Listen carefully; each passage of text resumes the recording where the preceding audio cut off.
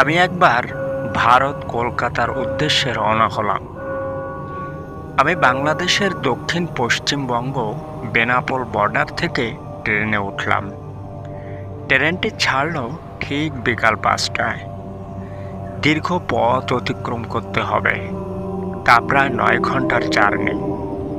বেনাপোল বর্ডারের ফেরিওয়ালাদের নিকট থেকে রাতের মতো কিছু খাদ্য সামগ্রী কিনে নিলাম।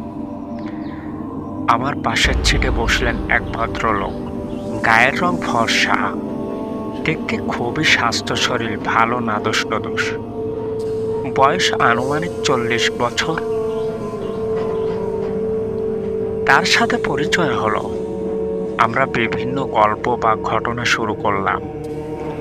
যেহেতু আমাদের অনেক পথ যেতে হবে, আর আমার তো ভীষণ পছন্দ জিন, ভূত, প্রেতাত্মার কাহিনী নিয়ে, তাই আমি তার নিকট জিজ্ঞাসা করলে তিনি আমাকে একটা ঘটনা শোনালেন, যা তার নিজের চোখে দেখা। তার নাম হুমায়ুন কবির। তিনি বলেন, আমি একবার মুর্শিদাবাদ সফরে গিয়েছিলাম, নবাবের রাজপ্রাসাদ সফরে। আমি তখন শিলিগুড়ি থাকতাম, ওখানে চাকরি করতাম। আমার রুমের ভেতর আরও ৫টা ছেলে ছিল। আমি এবং তারা একসাথে মনস্থ করলাম মুর্শিদাবাদ যাব। আমরা রওনা হলাম। পরদিন সকালবেলায় প্রাইভেট কারে উঠে মাঠের পর মাঠ, বিল, ঝিল, নদী নালা পেরিয়ে পৌঁছালাম মুর্শিদাবাদ গেইটের সামনে। সে বিশাল বড় গেট। আমি গেইটের ভিতরে প্রবেশ করলাম আমার বন্ধুদের নিয়ে।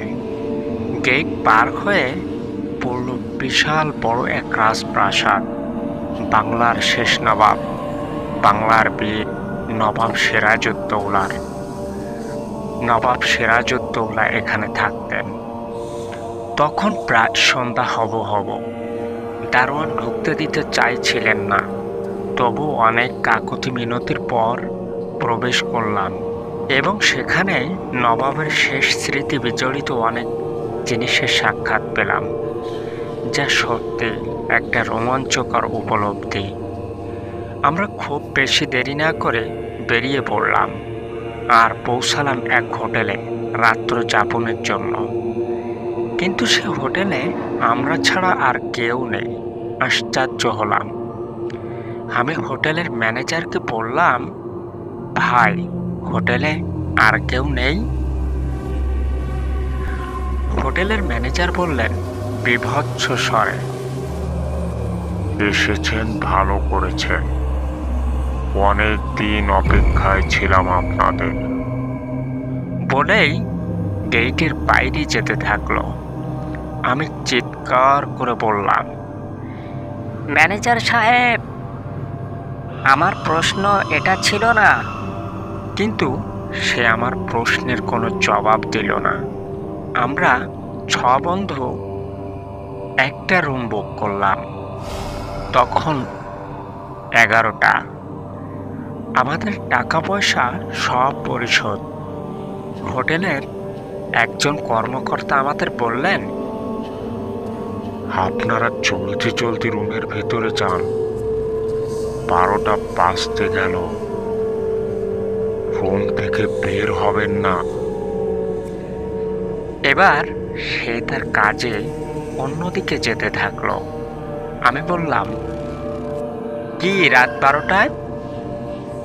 সে আমার কথায় কর্ণপাত করল না। আমি বললাম, আরে আজগুবি মানুষ নাকি সবাই? আমাদের প্রয়োজনীয় সব জিনিস এবং খাবার, পানীয় ইত্যাদি দিয়ে গেল, যাতে আমাদের রুম থেকে বের হওয়া না লাগে। কিন্তু ৬ জন এক জায়গায় ঘুম কি আর হয় এত সহজে? আমরা ৬ জন, আমি সহ আড্ডায় মেতে গেলাম। দেখতে দেখতে ঘড়ির কাঁটা এসে দাঁড়ালো ১২টার ওপর। হঠাৎ শুনতে পেলাম বাইরে কিসের আওয়াজ। আমি বললাম, কি ব্যাপার, এত রাতে কিসের আওয়াজ?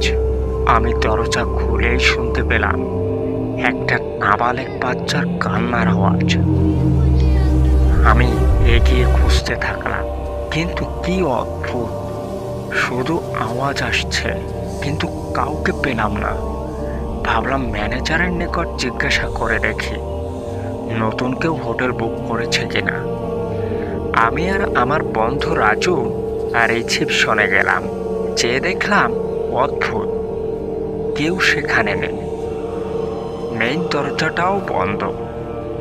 আমি অনেক ডাকাডাকি করতে থাকলাম, কেউ কি আছে, কেউ কি আছে এখানে, এটা বলে, কিন্তু কেউ সাড়া দিল না। হঠাৎ অদৃশ্য থেকে একটি আওয়াজ আসলো, হেই, বলেছিলাম না বাইরে বের হবি না? তবু বের হলি কেন? ভুল হয়েছে, তোরা আর বাঁচবি না। আমরা অদৃশ্যের আওয়াজ শুনে দৌড় দিয়ে রুমে প্রবেশ করলাম এবং বন্ধুদের সব কিছু বললাম। আমরা খুব ভয় পেলাম এবং জড়সড় হয়ে গেলাম। কিছুক্ষণ পর আমার এক বন্ধু ওয়াশরুমে গেল। ঘুম তো ভয় উড়েই গেছে। ওয়াশরুমে যেই না পানি ছেড়ে দিল, দেখে ট্যাপ থেকে পানির বদলে শুধু রক্ত আসছে। আমার বন্ধু ভয় চিৎকার দিয়ে ওয়াশরুমের বাইরে আসতে গেল, কিন্তু দরজাটি অটোমেটিক বন্ধ হয়ে গেল। শুনতে পেলাম বন্ধুর চিৎকারের আওয়াজ। দরজাটি অটোমেটিক খুলে গেল। খুলে যাওয়ার পর শুধু দেখতে পেলাম বন্ধুর মৃতদেহটা যেন ক্ষত বিক্ষত করে কোনো এক আয়নায় খেয়েছে। আমরা রুম থেকে দৌড়ে গেটের কাছে গেলাম, কিন্তু গেট তো আগে থেকেই বন্ধ। হঠাৎ আমাদের চোখের সামনে থেকে ছায়ার মতো কিছু একটা চলে গেল। আমি বললাম, বন্ধু, বাঁচতে চাইলে পালা। দৌড়ে রুমে প্রবেশ করলাম এবং জানালায় আঘাত করে ভেঙে ফেললাম, এবং রুমের ভেতর রশি ছিল, সেটাকে পালঙ্কের পায়ের সাথে বেঁধে নিচে নেমে আসলাম দোতলা থেকে। পরপর 4 জন নামার পর সুমন ছিল সবার পিছে। যখন সে নামতে যাচ্ছিল, হঠাৎ বিশাল একটি চিৎকারের আওয়াজ শুনলাম সুমনের। কিন্তু পুনরায় আমাদের আর উপরে উঠে দেখা সম্ভব ছিল না। তবে বুঝতে পেরেছিলাম যে সুমন আর নেই। আমরা নিচে দাঁড়িয়েছিলাম চলে যাওয়ার প্রস্তুতি নিয়ে। হঠাৎ দেখে কালো ভীষণ ধোঁয়া বের হচ্ছে ওই বাড়ির থেকে। তার সাথে একটি অদৃশ্য মুখ আমাদের মুখোমুখি এসে বিকট আওয়াজে বলল, আজকের মতো বেঁচে গেলি। আমরা হোটেল থেকে দূরে চলে গেলাম। সকাল পর্যন্ত অপেক্ষা করে সকালে আবার পুলিশ সাথে নিয়ে দেখলাম 2 বন্ধুর লাশ। কি বিভৎস তাদের মৃত্যু! পুলিশে বললেন, আপনারা এখানে এসেছিলেন কেন? আমরা বললাম, থাকতে স্যার। পুলিশ বললেন, এখানে থাকতে আসলেন কেন? এটা তো পরিত্যক্ত হোটেল। হোটেলের মালিক এবং ম্যানেজারের মৃত্যুতে পরিত্যক্ত হয়েছে এই হোটেলটি। তখন আমি বুঝলাম, তাহলে আমি যে ম্যানেজারকে দেখেছি সে মৃত ছিল। আফসোস করতে লাগলাম আর ভাবলাম জীবনে কখনো অচেনা হোটেলে রাত্রি যাপন আর করব না।